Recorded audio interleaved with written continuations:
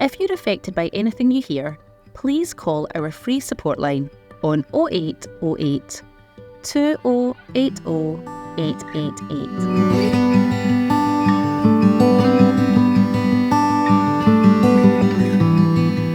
Again, I think that we should be doing our jobs, because we are also advocates in our own community, and we should be talking about what it might be like for gay people going through this singularly, or LGBTQI plus, people going through this singularly and thinking gay because of us, or indeed couples or people in a relationship which might not be understood everywhere.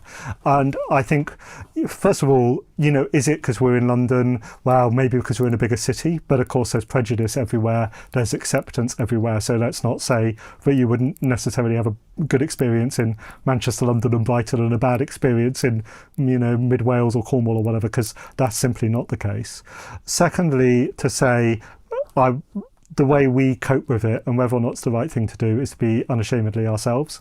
And given everything else you're going to go through, if you don't feel like you can be unashamedly yourself, you ought to be reaching out and talking and getting advice about how to cope with that. I would say go maybe to an LGBT organisation at that point, go to one of the charities at Blood Cancer UK might help, or think about how you can signpost or advocate for yourself within the hospital system.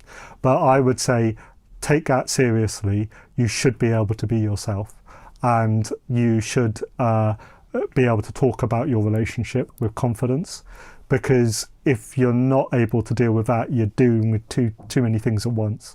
And I also think it's important to recognise that can occur even when people are doing their best, because there's an understanding gap.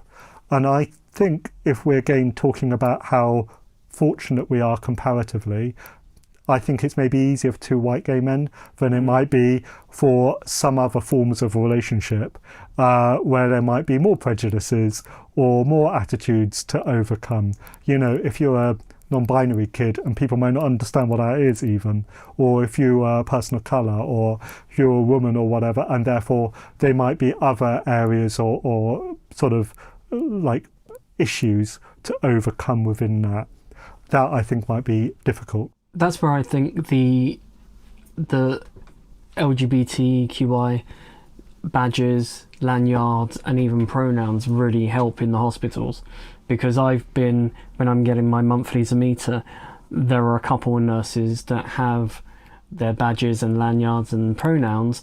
I know that I'm going to have a kind of a different, more fun conversation with them, because for one example, there was someone kicking off in one of the chairs about how late their treatment was going, and was being really quite rude and vile to the nurses. And I just rolled my eyes at this particular nurse, and she rolled her eyes, and we just did a kind of like a queer kind of it just there was an instant reaction, and I knew I could get away with that with her because there was a connection. But I think you've got to, you seek out people, don't you? And I think that if you're not getting the response that you need from a professional, then try and find someone else. So, and I hate to be too sort of militant about this, but it's not woke nonsense. All of that stuff we talk about, people tend to dismiss it about, oh, do we need diversity training? Well, yeah, because actually people are coming at the most vulnerable point in their lives. And yes, while it's only symbolism, that kind of symbolism, and certainly knowing and understanding as medical professionals how to deal with people who are going through that point and how to understand who they really are, actually is really significant and does make a tangible difference to how they feel, and therefore probably makes a tangible difference to the information they share back, and therefore to their care.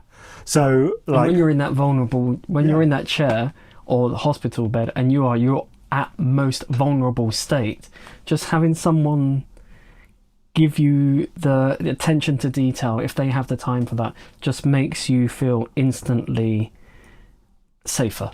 And absolutely, and I think that's why, again, we need to be thinking all the time about the people who are providing the care, because it's difficult for them. They are massively overworked by everybody's accounts.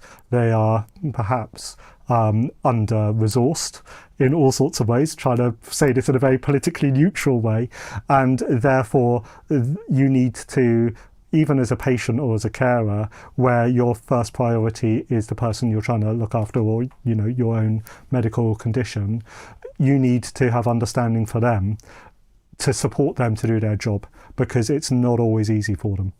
And I think that's another element of this, is like trying to be understanding to the people who are trying to help you.